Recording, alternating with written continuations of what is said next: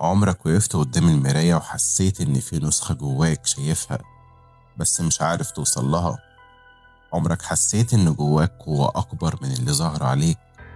قوة لو حد علمك تستخدمها حياتك كلها هتتقلب؟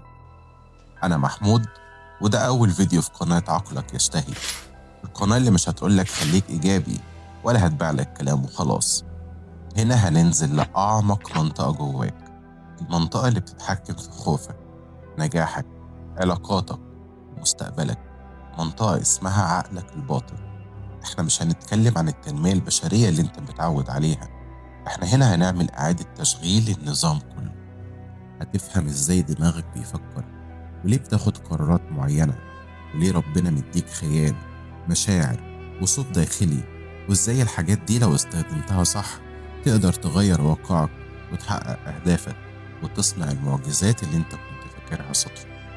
هنتعلم ازاي تغذي عقلك الباطن باللي هو محتاجه، مش باللي انت متعود عليه.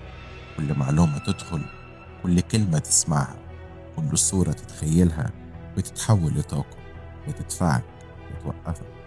وهنتعلم علميا وبخطوات عملية ازاي تبقى النسخة الأقوى منك، نسخة مركزة، واعية، وعارفة قوتها، عارفة امتى تفكر وامتى تحس، وامتى تسلم وامتى تحصد.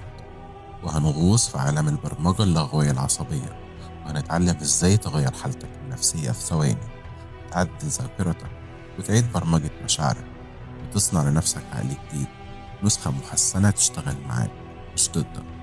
كمان هنتعلم فنون عقلية عالية زي فنون الإقناع والتأثير، والسيطرة على الحوار، وقراءة العقل حتى قبل ما يتكلم. كل ده بهدف واحد بس، إنك تبقى قائد، صانع، إنسان عقله يشتهي معلومة حقيقية تساعده وتغذيه ويعرف يوصل للي هو بيشتهيه.